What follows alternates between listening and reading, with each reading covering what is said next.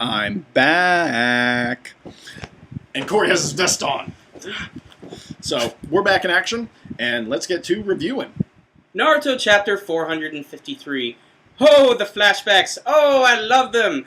Glad they don't last that long in the beginning of this one, though. We get to go back to the monumental battle, I guess if you can call it monumental, between the 4th Hokage, the Raikage, and Killer Bee. And we get to see here that, of course, Minato is as powerful and as hacked as ever.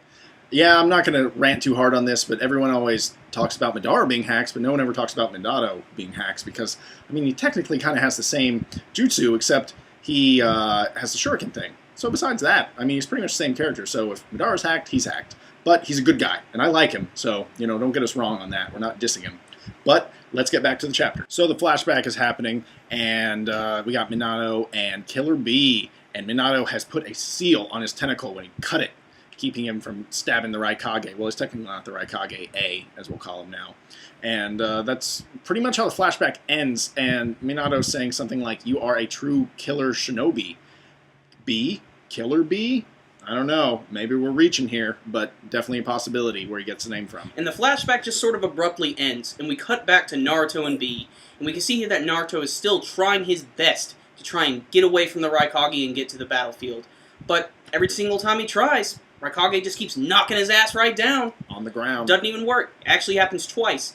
And then so Bee jumps in. He's trying to help him out. So he jumps up, but things don't work out. He tries his lariat, but as we've seen before, Raikage is basically the Lariat master. Yeah, and it just doesn't work.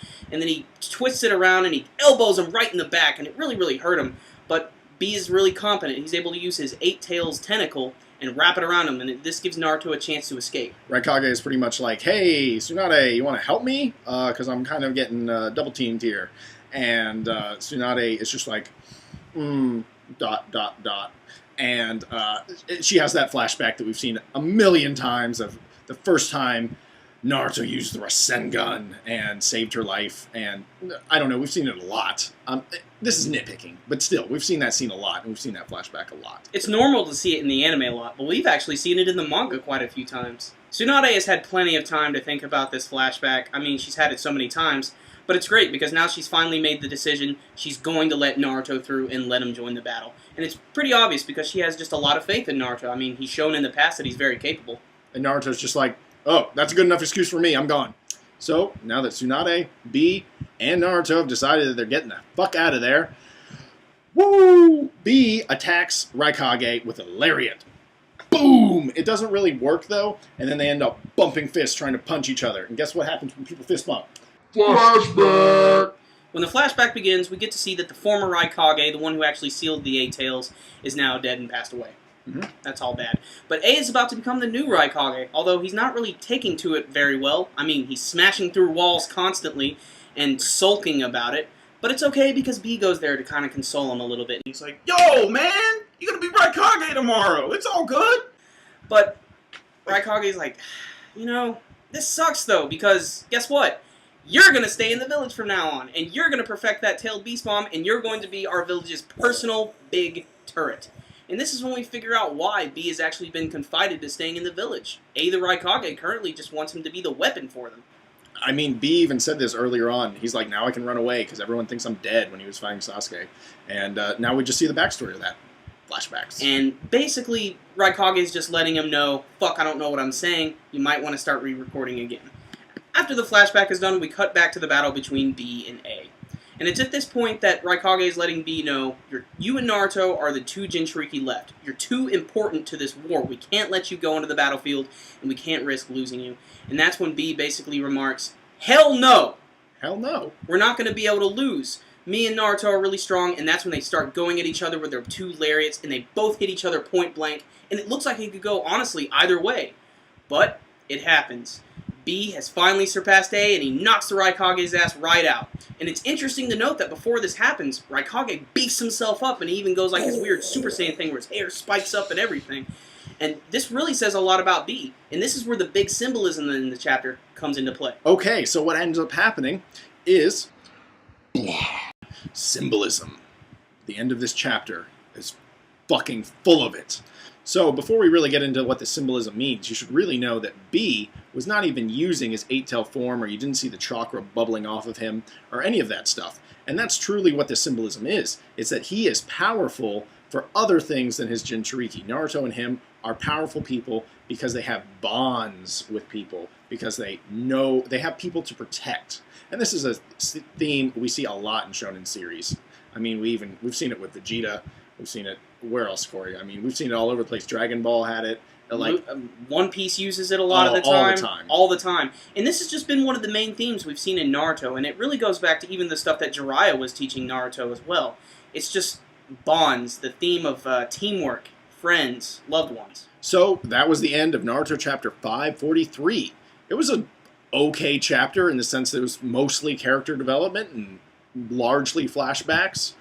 Still, last few panels, pretty cool. And we get to see that Naruto and Bee are stronger for other reasons than having demonic animals inside of them.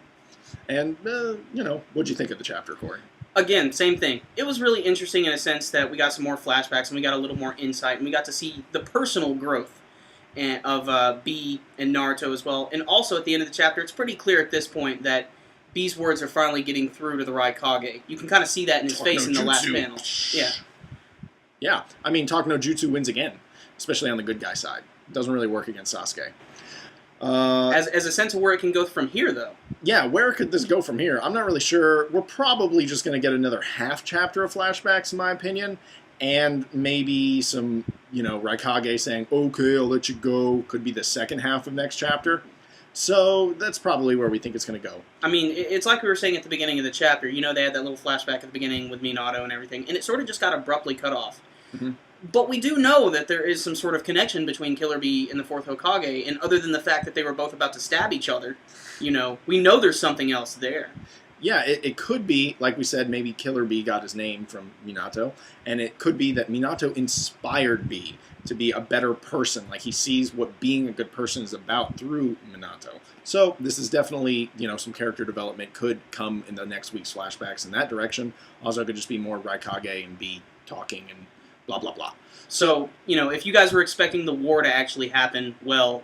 You get nothing! You lose! So, for rating this chapter, we are going to give it a 7 out of 10. Only because there really wasn't much awesome happening besides one really cool action scene at the end, and then some real character development on the last page.